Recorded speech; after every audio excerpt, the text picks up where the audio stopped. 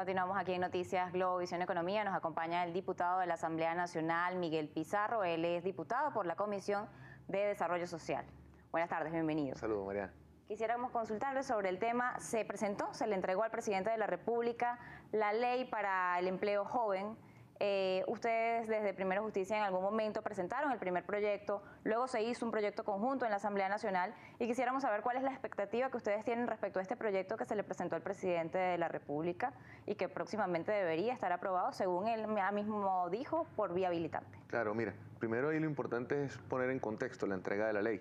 Ellos le entregan a Maduro una ley discutida con nadie, una ley que es producto de la burocracia, una ley hecha en oficinas, una ley que ellos hablan de consultas populares, pero que nadie ha visto ni una sola asamblea.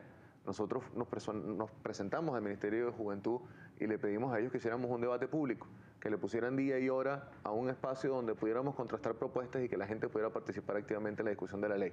Temas como el primer empleo no pueden ser solo una bandera política.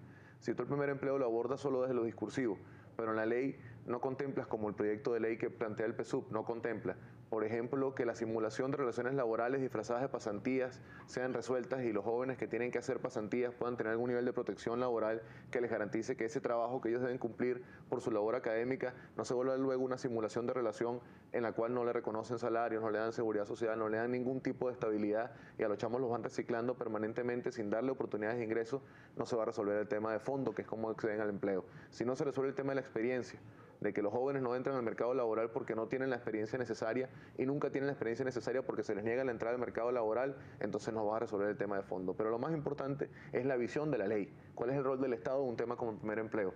Nosotros creemos que el rol del Estado es un rol de coordinador, donde el sector académico, el sector privado, el sector público puedan en alianza lograr que se amplíen las plazas laborales. Lo que plantea el PSUV es que dentro de las plazas existentes se meta a los jóvenes. Nosotros creemos que debemos ampliar la capacidad de trabajo. Para ampliar la capacidad de trabajo tú tienes que dar incentivos, tienes que buscar mecanismos de coordinación, tienes que potenciar el emprendimiento, pero sobre todo las cosas deben entender que no es con medidas coercitivas, no es con coacción desde el Estado que se logra la cooperación y que se logra que sea sostenible y sustentable en el tiempo el primer empleo. No puede ser solo un tema de retórica, tiene que ser un tema de acción política y de discusión. Hoy esa ley no se discute. En los proyectos iniciales se hablaba de primer empleo, aquel comprendido entre los 15 y los 30 años de edad máximo. Nosotros en la discusión de la comisión habíamos planteado que el tema de la condición epocal, de la condición de edad, fuese un tema de matices, porque el primer empleo al final no necesariamente hoy en nuestro país con la crisis económica es un tema de los jóvenes.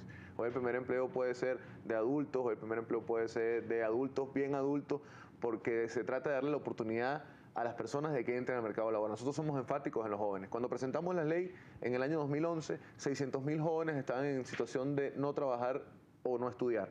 Hoy esa cifra es más de 1,5 millones.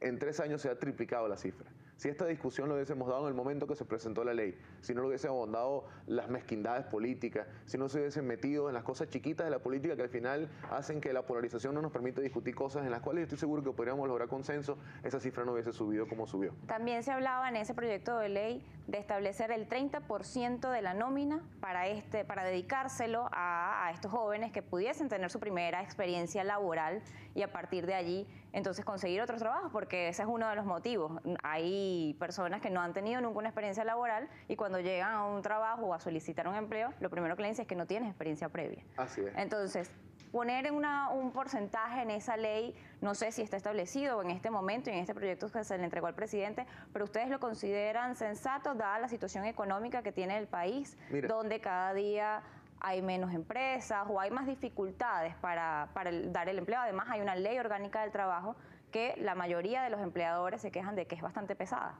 Yo coincido, mira, ninguna ley que sea de un cambio tan profundo como la ley del primer empleo o que busque abrir un espacio, digamos, por una vía de hecho rápida a que se generen nuevas plazas de empleo puede ser aplicada de un solo golpe. Nosotros creemos en la visión progresiva de las aplicaciones de las leyes. Tú no puedes ponerle un porcentaje inmediato porque no es lo mismo una gran empresa que una pequeña empresa. No es lo mismo el que es un emprendedor y tiene una empresa de 7, 8 o 9 empleados, tener que sumarle 1 o 2 a las grandes empresas que tienen miles de empleados, tener que sumarle 100 o 200.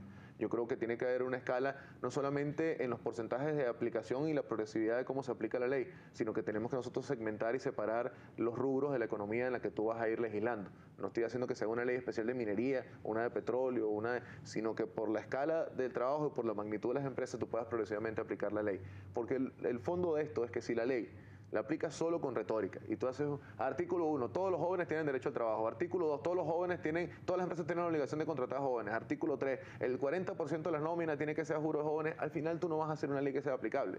Y tú lo que vas a terminar haciendo es un muy buen volante de propaganda, pero una ley inaplicable. Nosotros creemos un mecanismo de coordinación progresivo, donde las empresas del sector público, el sector privado y el sector público en alianza puedan generar nuevas plazas de empleo para los jóvenes y que estas sean sustentables en el tiempo, que el joven pueda tener garantías de seguridad social, que pueda tener garantías laborales, que pueda tener garantías en sus derechos de cómo se asocia y cómo progresa en su carrera laboral, pero sobre todo que le dé garantías de oportunidades. Si nosotros hacemos una ley que a los golpes solamente genere un efecto, pero que después eso no se pueda mantener en el tiempo, no solamente no vamos a haber resuelto el problema, sino que le vamos a acumular frustraciones a una juventud que hoy no consigue educación, que hoy no tiene insumos en los hospitales, que hoy la matan por un teléfono, que cada día tiene un país con menos percepción de futuro para ellos, y esta que es una oportunidad de brindarle futuro concreto no puede ser una bandera política. ¿Qué clase de incentivos deberían dársele a los empleadores para que puedan incorporar a más jóvenes a sus nóminas y para que tengan experiencias laborales y las personas se formen para el trabajo? Claro, nosotros hemos planteado un camino de tres paraguas de incentivos. Un primer paraguas serían los incentivos fiscales, que se busquen mecanismos a través de las políticas tributarias entre el Estado y el sector privado que les permitan amortiguar la ampliación de la nómina a través de la vía de los impuestos y garantizar que quienes entran al trabajo, quienes les van a dar la oportunidad de que se formen, de que adquieran experiencia en el sector privado, puedan tener garantizada todos sus derechos laborales y todos sus derechos de seguridad social. La segunda es un mecanismo de coordinación. Si el sector privado tiene un mecanismo de comunicación con el gobierno, que ahí se cree un banco de proyectos, que además se cree el fondo del primer empleo y que además de eso se cree todo el estamento de nóminas y de listados de personas desempleadas, que es un registro para que podamos desde el Estado y desde el sector privado en conjunto avanzar, sin duda alguna el capital privado y las empresas privadas coordinarían con el gobierno y ayudarían a que eso mejoraría. Y lo tercero es esta visión de las tres partes, que es un incentivo que desde el Estado debe darse. Que la universidad pueda acoger el emprendimiento como parte de su cierre académico, que la universidad además pueda retomar la formación en los oficios y no solamente en las carreras. Cosas como las que hacía antes el INSEE hoy no existen.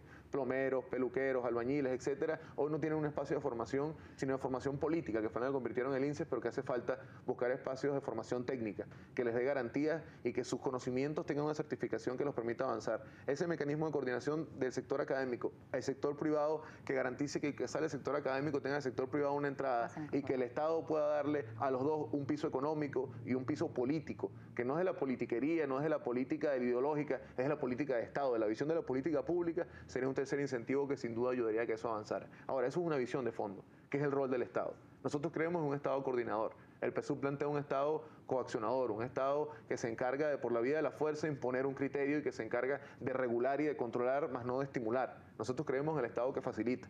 Ahora, eso tiene que ser una discusión de fondo y aquí nosotros reiteramos al ministro Víctor Clark, a los proponentes, pongan hora, día y fecha del debate. Nosotros queremos debatir la ley del primer empleo y queremos contratar propuestas, porque al final nuestro país necesita que más allá de las diatribas políticas de fondo, nosotros discutamos sobre temas puntuales. Y esto es un tema puntual donde podemos hablar de modelos de país. Pero el gobierno ha dicho que esa ley fue debatida, que esa propuesta que se le entregó al presidente de la República fue debatida. Sí, sin duda, la debatieron en el ascensor del Ministerio de la Juventud, en la oficina del ministro, en el despacho del director de Políticas Públicas del Ministerio, pero no lo discutieron con nadie. No han hecho una asamblea, no han hecho una reunión, no hemos visto una plaza pública. Usted que nos ve en su casa, díganos si usted ha visto una plaza donde hagan una asamblea del primer empleo para discutirla más allá de las que hacemos nosotros. Nosotros tenemos 3 meses en asambleas, en recorridos, explicando y en foros cómo es nuestra visión del primer empleo, porque de eso se trata hoy la política, de propuestas, de alternativa y de contraste.